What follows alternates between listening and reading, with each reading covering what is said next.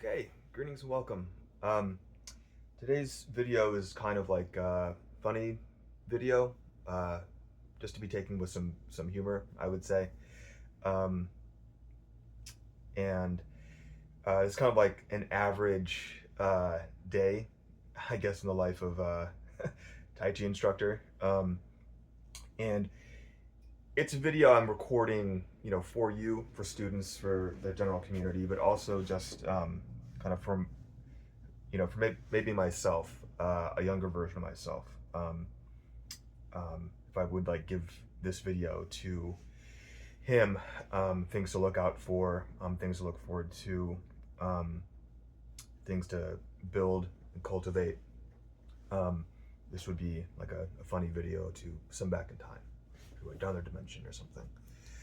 Um, so I have my laptop here. Basically, I get a message from another instructor in the community. And there's not really too much community. That's kind of part of the problem. It's pretty divided in the internal arts community in Tai Chi, and to be honest, there's not really that much going on in terms of like evolution of the art and training. Um, if you know a little bit about me, my journey, my Instagram and YouTube channel, um, the last 3 year focus has really mainly been on teaching and serving veterans, first and foremost, um, through my job in the VA, which I resigned from due to some family medical issues, as well as my um, observation of how politics are affecting veteran care, which I've told uh, you know um, our New Hampshire representatives about that. So, um, anyways, the rest of that time, a lot of it has been spent, if not working, has been on training Brazilian Jiu Jitsu and trying to get some MMA in there. Both of these things are pretty tough in terms of learning curve, but in terms of alignment and to build and to test yourself as a martial artist, to find the sincerity inside of you and to build that quality, those skills um, that needs to be forged through sparring and rolling and getting feedback from your instructors and classmates.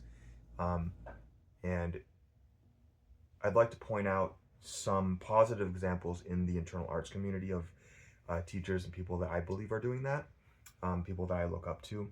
Um, they've got great energy and are doing things consistently and putting it out there on social media to hopefully encourage people to go in the right direction energetically. And um, so I'm just gonna try to make this as funny as possible. Basically, I wake up today, make some coffee, and I get a message from someone I knew, an instructor, basically soliciting money for a closed group workshop, which I'm not necessarily opposed to in terms of a business practice, but with the kinds of behavior that I've observed in teachers and students um, over the last 3 years of offering what I have to give in terms of energy, I've seen that most people can't do the work. I'm not saying that we all need to be perfect, but it's tough work. The standing, the drills, the neigong, all that stuff is it takes time to build that engine, and it's like a never-ending process. I don't believe in quick fixes, and kind of like none of these skills can be built very quickly, and to test them under pressure from people uh, and getting some feedback, including doing your best to like record yourself, or have your friends and teammates record you, and getting feedback from your teacher and your classmates.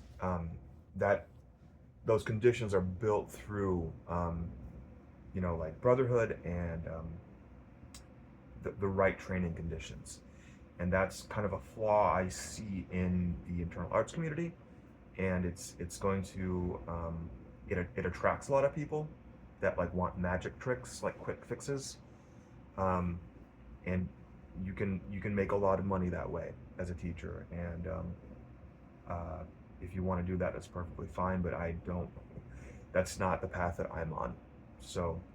Um, so I get a message basically soliciting money from me. Usually these kind of retreats and things are quite expensive. Um, I would like to do something like that, not for other instructors, but for my own students that actually need outcomes for health and like meditation and working with spirit. But that's not something I would say that like most instructors, the the level in America is like really really bad in terms of quality of whatever they're doing, in my opinion. So um, basically, I go to look at, and I've seen this teacher before, like online. I got my laptop in front of me, and the first red flag, um, after being solicited for money, is I look um, at um, like what qualifications and skills do they have. Um, you get a lot of people that there's a wide, very open access to fairly high quality information on internal training in Nagom now that was not available when I was growing up, um, in the like early 2000s. And one of the first things we should look at is lineage. So on his, I get some coffee, I go look at this webpage, and I see a list of uh, basically like those. Let me just read it. So it's Phoenix Mountain Tai Chi. Through their tutelage, I attained the following ranks: fifth generation instructor of Yang family Tai Chi, 20th generation instructor of the Chen family large frame Tai Chi, fifth generation instructor of Yin Sao Bagua, fourth generation instructor of Plum Flower Praying Mantis, fifth generation instructor of 8-step Praying Mantis, third degree black belt in Shaolin Kung Fu, as passed down by the Nanjing Martial Arts Institute. This instructor, I've been to his YouTube page and I just called him out, requesting specifically because he claimed that he had a Brazilian Jiu-Jitsu belt, and I said I just asked who his teacher was, who gave you this. No response. So that's a big red flag in my book, for studying with someone, for giving that person a large amount of money. Okay. So you can go check out his page. Well, what I normally look for is like a sequence for transparency and accountability, a timeline of who they've studied with specifically, not just there's no who the name of the instructor or the family member that they study with. There's no photos, there's no videos, so of them with their teacher. So let's take a positive example of teachers in the community that are setting a positive example. Someone that I look up to, a few teachers that are putting out really high quality content for a fair price. And you can go check out the prices for yourself, of what people are charging. And there's a reason that I myself personally don't charge a lot of money. For one thing, the economy is really bad right now in America. Second thing is there's something energetically or karmically about charging people too much money, especially if they're not going to use it to better themselves. That's just wasteful. It's not. There's something not doesn't sit right with me energetically. And you could just make the argument, well, whatever they do with it is, whatever, and just charge them a lot of money. But I perceive these things as like a relationship with the material, the art, whatever you're training. And um,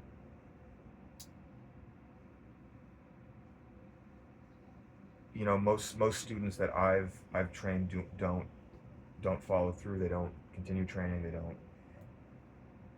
It's tough training. So I'm not gonna you know kind of put myself in that position. I'm not sure if that makes sense to you, but anyways, so some positive examples I would say is that something that I like frequently check out on Instagram and YouTube is this guy Mika. Probably butcher. I don't want to butcher her name, but on he's got a channel Baji Wasa, and I've checked out his YouTube channel, and I give my students like the name of the YouTube channel and say like, yeah, you gotta check this guy out. I come from like a music jazz background, so like other musicians always like you gotta check this guy. He's really good. And he puts out consistently really great high quality content of him training, of him sparring with the material, with his teacher, with that training group. So obviously, like they have pretty good training conditions, and kind of group spirit, group energy to evolve the material, the art that they're training. Um, so Mika does Baji, and he does Shini um, through a teacher Ryan Bloomfeld, and that's the next one. I'd highly recommend checking out Ryan's channel, Three Treasures Traditional Arts, and again, just like both of these people are, from my point of view, like super sincere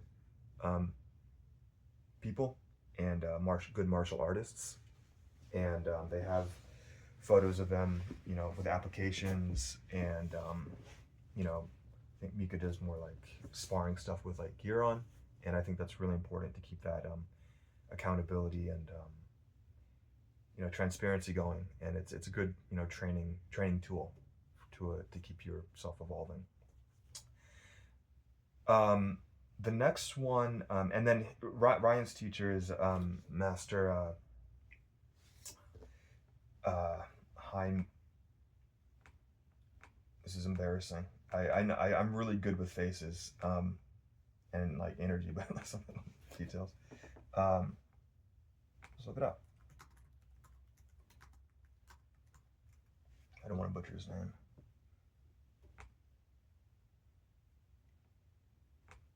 This is Yang family Shini. So isn't this nice that you can just go to the page and actually find out who they study with? And then there's like a lot of videos of him, and photos of him traveling to China and training.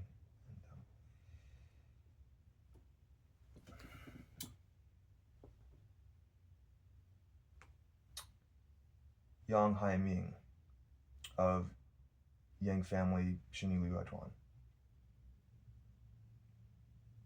Master Yang Haiming. Okay. So obviously just literally just do what I did right there when you're looking for teachers to invest in. You're investing in yourself, but you're also investing. It's a reciprocal, mutual relationship, and that should be respected as best as possible. The next one is probably both. I would say Marin Spivak and Nabil Renee. Chen Yu's, both are Chen Yu's students, disciples, students, and Marin is notoriously a very difficult teacher, because I think the level of training is it's very bitter.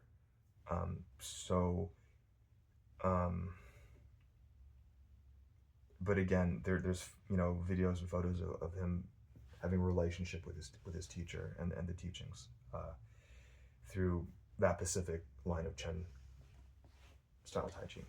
Same thing with Nabil, and they both have like online programs that are fair cost, and that that needs to be taken into account, especially the time, the kind of sequence of things, like having access to some material, seeing what you can do with it, and then going deeper in, I think is really important, and it actually provides a safe boundary for both student and teacher to do that, and that's something that I think about quite a bit when training students. I don't overtrain students, and I don't want to like undertrain students, and that needs to be taken into account. The uh, the next, I guess, absolute badass Sith Lord would be John Danaher, and God, that guy's fucking. He's a badass. So, not Tai Chi or internal arts related, but he's like a living embodied encyclopedia of Brazilian and Japanese jiu-jitsu, I think, and in some ways like kind of some other Asian martial arts might be hidden in there. I don't know. But if you can see through his students, maybe not talking like in terms of character, he's had some pretty shady students, but he, as a coach, a Western coach, has produced a lot of very highly skilled people, athletes. So that's something that can't be contested. There's video evidence and competition, and a lot of teaching videos, and his students do very well. But again, like those he spent a lot of time like building those training environments, and his students have both spent a lot of time building proper training environments. So, I like message a friend, and I just kind of asked about him, and it's gonna, people's response to teachers in the market are gonna vary, but what I look for is when you're testing things and rolling and sparring with people, first thing is like try to be nice, but like try to find some military and law enforcement people in training to like test out your material. Maybe even just like be open and tell them, or don't tell them, like kind of what your intention is, to try to test some techniques, or test your engine, and that way you can get some good feedback, and just so you can know for yourself, for one thing. Don't necessarily need to record it, but you can. And other people at these gyms, if you're in like MMA or jiu-jitsu gym, will, if you're not filming them, they'll probably be filming you. Try to get some reconnaissance, some data. So basically, you can make your own decisions, but I've found in my experience going to a lot of workshops, like Tai Chi and internal arts workshops, is that most people are what they call like dabblers, and even like other teachers will bring their students to like seminars, and then like they'll leave because they know that like, oh, if the teacher's like really good and their students are good, they'll just be like kind of scurry out the door. Is that the work is difficult, and it takes like a long time to build, and then to keep is another thing. Like for myself, I've been having to work a lot, and don't have health insurance right now, so I got to get that. So training's kind of falling to the wayside. I'll get it back, but I think in my experience, just in the market, most people are dabblers, and so I think it's really, the teachers I mentioned, the good teachers, they're doing a really good job in terms of personal responsibility and ethics to, create good training environments, to be good teachers, to be good stewards, and to create like good martial arts, families, and they're definitely doing something different than kind of the crap or the BS that from my point of view that I see in the flooding the market. And they're also producing like really, the good teachers are also producing good students that are like evolving everything. And and making it martially. We're talking about martial art. Is they're making it martially viable and pressure testing it. Um, so yeah, basically the good teachers do something different than the bad teachers. Okay, so enjoy your day. Happy training and stay warm.